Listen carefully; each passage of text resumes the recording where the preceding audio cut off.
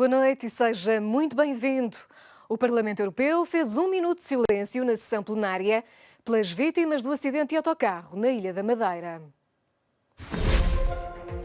Morreram 29 turistas alemães em Santa Cruz. O primeiro-ministro português diz que a prioridade é tratar dos feridos, dar assistência e esclarecer as causas. Principais candidatos à presidência da Comissão Europeia estiveram frente a frente e defenderam a resposta comum à crise migratória. Foi divulgado o relatório Mueller, um documento com 400 páginas sobre a alegada interferência da Rússia na campanha de Donald Trump em 2016. E mais à frente neste jornal, a não perder a antevisão do Festival de Cannes. Vemos os filmes em competição pela Palma de Ouro.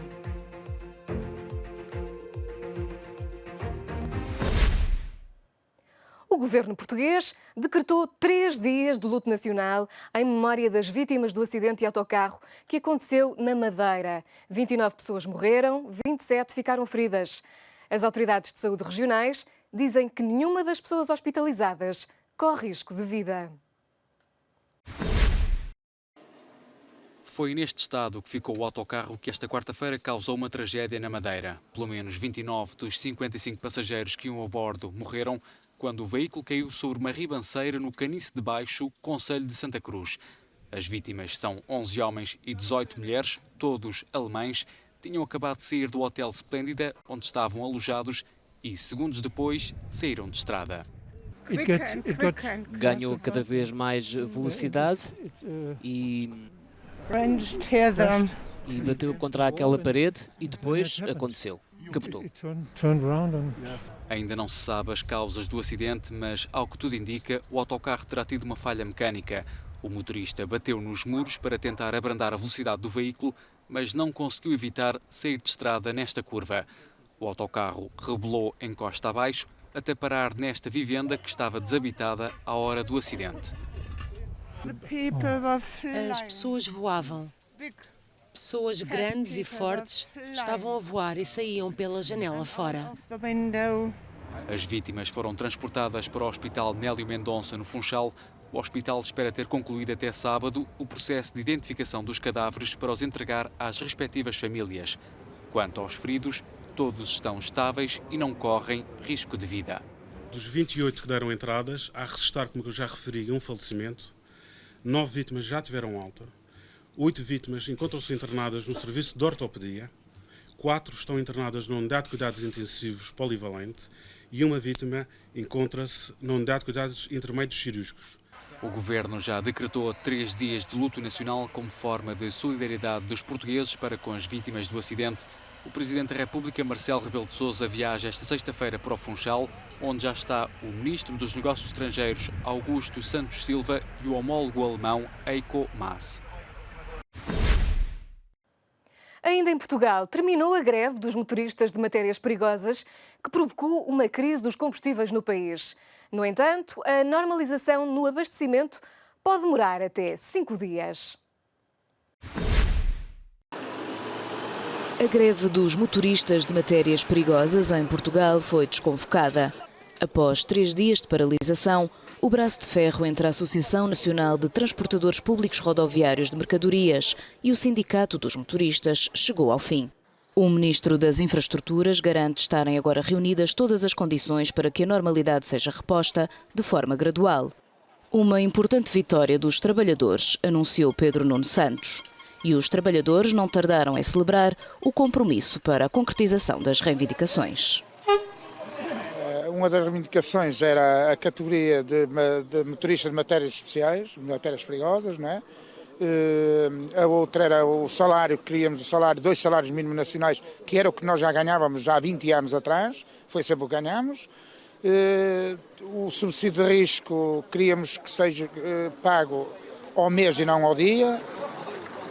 debateram então as principais reivindicações dos motoristas de matérias que conduzem os caminhões que transportam matérias perigosas em Portugal e que estiveram em greve desde segunda-feira, levando o governo português a declarar uma crise energética na terça-feira à noite, depois de os aeroportos terem começado a ser afetados e ontem, como vimos, os portugueses enfrentavam então sérias dificuldades para abastecer as viaturas, uma vez que o combustível estava esgotado pelo menos em 40% dos postos de abastecimento. Esta é uma notícia que dá algum alívio aos portugueses na quinta-feira, véspera de feriado, altura em que muitos partem de viagem para se reunirem com a família durante a Páscoa. Filipa Soares, em Portugal, para a Euronews. Os dois principais candidatos à presidência da Comissão Europeia debateram ontem em Estrasburgo os desafios da União Europeia na próxima legislatura. Frans Timmermans e Manfred Weber concordam que uma das prioridades é encontrar uma abordagem comum ao problema da imigração. Um dos dois será provavelmente o próximo presidente da Comissão Europeia. Frans Timmermans, do Partido Socialista Europeu, e Manfred Weber, do Partido Popular Europeu, debateram esta quarta-feira no canal France 24 os desafios para a União Europeia depois das eleições de maio. E o quadro não é animador. A realidade para muitos europeus é bastante desanimadora. Temos 15% de jovens desempregados e, em algumas regiões, até mais de 30%. Temos uma em cada 4 crianças europeias criadas na pobreza. Na Europa, o continente mais rico da Terra, a diferença entre ricos e pobres em quase todos os Estados-membros aumentou. Isso é o que precisamos resolver. Se não resolvermos isso, se a Europa não for parte da solução, todos se voltariam para os nacionalistas para dizer chega de Europa, vamos fazê-lo por conta própria. Estamos a criar expectativas a que não podemos corresponder e assim criamos desilusão para a maioria das pessoas na Europa e é por isso que há diferentes áreas de responsabilidade. E quero falar sobre a responsabilidade europeia, que é, por exemplo, o comércio. Só podemos criar empregos no futuro se tivermos um continente comercial, um continente que precisa exportar os nossos bons produtos e vamos investir no comércio. Devo dizer-lhe que os sociais-democratas do Parlamento Europeu votaram contra a ideia de começar agora uma discussão com os nossos amigos americanos para baixar as tarifas na Europa. Os últimos inquéritos revelam que a imigração continua a ser de longe o problema que mais preocupa os europeus, uma questão para a qual a União Europeia ainda não encontrou resposta. Ainda não finalizamos a nossa abordagem para encontrar uma resposta europeia comum sobre a migração. A primeira componente é o rigoroso e forte controle das fronteiras. Temos de garantir aos cidadãos que nós, enquanto políticos, sabemos quem está em solo europeu. Os Estados decidem quem chega à Europa, não os contrabandistas. Isso é a pré-condição para tudo, um controle rigoroso e forte nas fronteiras. A segunda componente é o realojamento e o terceiro é um ambicioso plano Marshall para a África. Temos de ajudar o nosso continente vizinho. O que você vê é que as políticas de identidade da extrema-direita e da direita radical na Europa são instrumentalizadas e colocam pessoas contra pessoas na Europa. Isso é muito mais perigoso para o nosso futuro do que a crise migratória que podemos enfrentar se fizermos tudo o que Manfred diz. A legislatura no Parlamento Europeu está quase a terminar. Os próximos eurodeputados tomam posse no início de julho. Será que a cultura pode ajudar ao debate político? A jornalista da Euronews, Isabel Marques da Silva, foi até ao Festival Democracia Viva, na Holanda, para perceber melhor os desafios das eleições europeias. No extremo leste do Mar do Norte, a idílica ilha de Texel transformou-se no centro da discussão política durante 3 dias. Pode a cultura e o lazer ser o caminho para atrair as pessoas para discutir política, especialmente entre os jovens? Como explicar os desafios das eleições europeias e quais são os temas que mais chamam a atenção? Foi isso que quisemos descobrir no Festival Democracia Viva, na Holanda. Comediantes, leitura de livros, filmes, concertos, concursos, entre outros eventos de entretenimento, foram a isca usada pelo Movimento Europeu Internacional para animar a discussão política. Temas tais como o clima, sociedade digital, direitos das mulheres, migração, estiveram no centro da intervenção de ativistas, políticos, sindicalistas e muitos outros. Penso que organizar um evento que une a comunidade é uma das melhores maneiras das pessoas se envolverem no processo democrático. Normalmente vemos as notícias em ecrãs para aprender sobre a Europa, mas aqui pode-se fazer parte da mudança, participar em diferentes workshops, conversar com as pessoas que tomam decisões. Todos podem ter este tipo de debate a qualquer momento, mas torna-se mais premente quando há eleições que envolvem o futuro de 500 milhões de pessoas. Assim sendo, quão importante é votar nas eleições europeias, que decorrem em 28 países. Jovens e mais velhos têm uma palavra a dizer. Algumas pessoas de 18 anos nem sequer sabem quais são os partidos com assento no Parlamento Nacional. Dar aos jovens o direito de votar é a coisa certa a fazer, mas também se lhes deve dar a oportunidade de obter informação para poder decidir. Caso contrário, acabam por votar com base no que fazem as pessoas à volta deles e isso é fatal para a democracia. Temos algo precioso que são as leis e a democracia. O facto de não termos de nos preocupar que alguém nos venha prender às 4 horas da manhã. Também não temos de nos preocupar com os nossos filhos quando estão na escola e a possibilidade de alguém de repente matar o professor, que é algo que me disse uma criança que veio para a Alemanha como refugiada. Eu vivo na Alemanha. Nas eleições de 2014, apenas 42% dos europeus foram às urnas. O relatório Mueller já está disponível. O documento do procurador especial Robert Mueller sobre a alegada interferência da Rússia nas presidenciais norte-americanas de 2016 revela que as provas não foram suficientes para se falar num crime. Conhecido como o relatório Mueller, o documento com 400 páginas sobre a alegada interferência da Rússia na campanha de Donald Trump em 2016, foi enviado ao Congresso norte-americano e ficou disponível online para consulta. Num breve comentário, o Procurador-Geral dos Estados Unidos voltou a sublinhar que não foram reunidas provas de conluio por parte de Donald Trump. O documento relata 10 episódios que envolvem o presidente e expõe possíveis teorias jurídicas para associar as ações a elementos de uma ofensa de obstrução.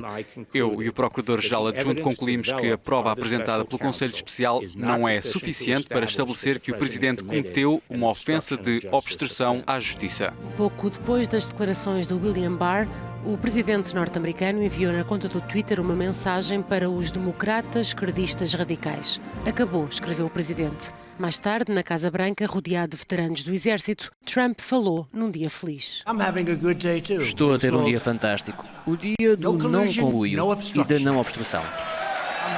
No relatório, Robert Mueller identificou 10 situações nas quais Donald Trump poderá ter tentado obstruir a investigação. Para o Procurador-Geral, estas situações não são suficientes para provar que existiu a prática de crime.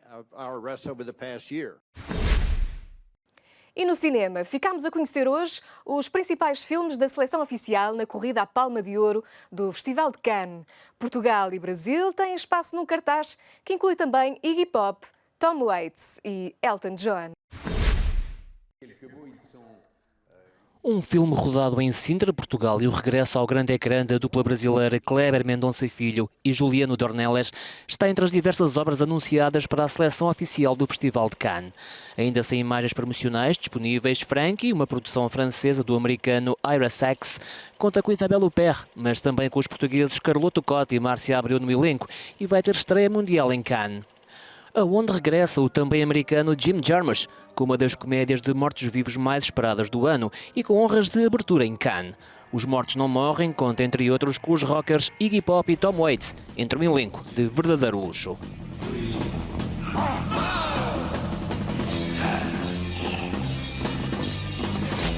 Welcome to my world, zombies. I've been telling you this is all going to end badly. Well, that's unfortunate. I'm quite confident of my ability to defend myself against the undead. I can see that.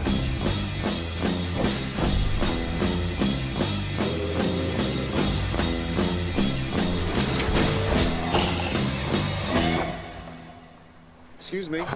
Da seleção oficial de Cannes fazem ainda parte este ano alguns filmes com nomes bem conhecidos no cartaz. É o caso de Dor e Glória, de Pedro Almodóvar, com Penélope Cruz e António Bandeiras no elenco. E também do regresso dos realizadores Terrence Malick e Ken Loach. Outro músico vai ter também espaço para brilhar. Estamos felizes por podermos exibir Rocketman, o filme sobre Elton John. Ele não fez parte do processo de produção, mas ficou muito satisfeito com o resultado. O filme aprofunda muito a personalidade dele, a música, as obras-primas, a vida dele. E ele vai estar connosco.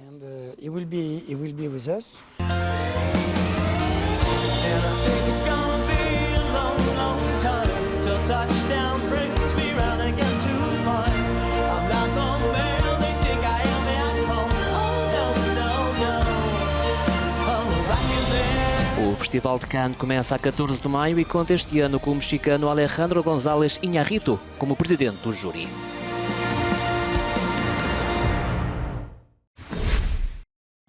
E é tudo por hoje. Para mais informações, pode sempre consultar o nosso site. Muito obrigada por ter estado connosco. Conto consigo na próxima edição de Euronews Noite.